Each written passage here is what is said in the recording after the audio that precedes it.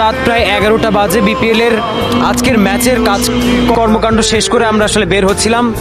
ছোট বাচ্চা দেখি দাঁড়িয়ে, একা দাঁড়িয়ে, এবং তার চোখের কোণে আসলে পানি ছিল, এবং সেই পানির কারণ জানতে জানতে আজকে আমরা এই পর্যন্ত তার সাথে কথা বলে জানতে পারলাম তামিম ভাইয়ের সাথে দেখা করতে চান তিনি।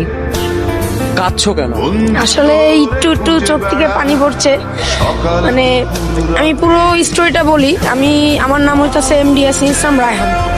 আমি প্রত্যেক দিন সকালে এই ডিসেম্বর মাসের 1 তারিখ থেকে শুরু করে এই পর্যন্ত আমি মানে স্টেডিয়ামে আসি, ঘোরাফেরা করি।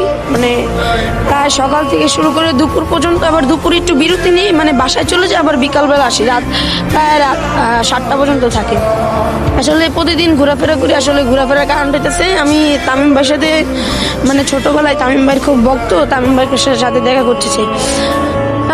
আমি মানে সাকিব ভাইয়ের ভক্ত, কিন্তু আমি মানে একটু বেশি তামিম ভাইকে পছন্দ করি।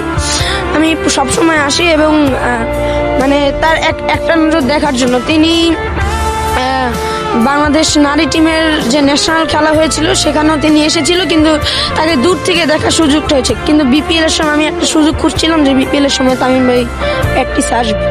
আমি একদম 21 তারিখ থেকে এখানে প্রত্যেক দিন আসতাম, দেখতাম। কিন্তু তিনি আসা শুরু করলো 28 তারিখ এবং 29 তারিখ থেকে, কিন্তু সেভাবেও দেখা শুরু মানে হইলো না। খুব ডাকাডাকি করছে। আনসার ভাই এর আগে আমার সাথে খুব খারাপ ব্যবহার করছিল যে আমি কেন ঢুকছিলাম এখানে, একমাত্র তামিম ভাইয়ের জন্য। কিন্তু তিনি পরে দেখার পর তার কাছে একটু খারাপ লাগে। তারপর সে আমার বললো, তুমি সবসময় এখানে আসো কেন? আমি বললাম যে ভাই আমি একমাত্র তামিম ভাই দেখার জন্য। সেই কথাটা বলার সময় আমার চোখ থেকে অজর পানি পড়তেছিল। তামিম ভাইকে এত ভালোবাসো কেন?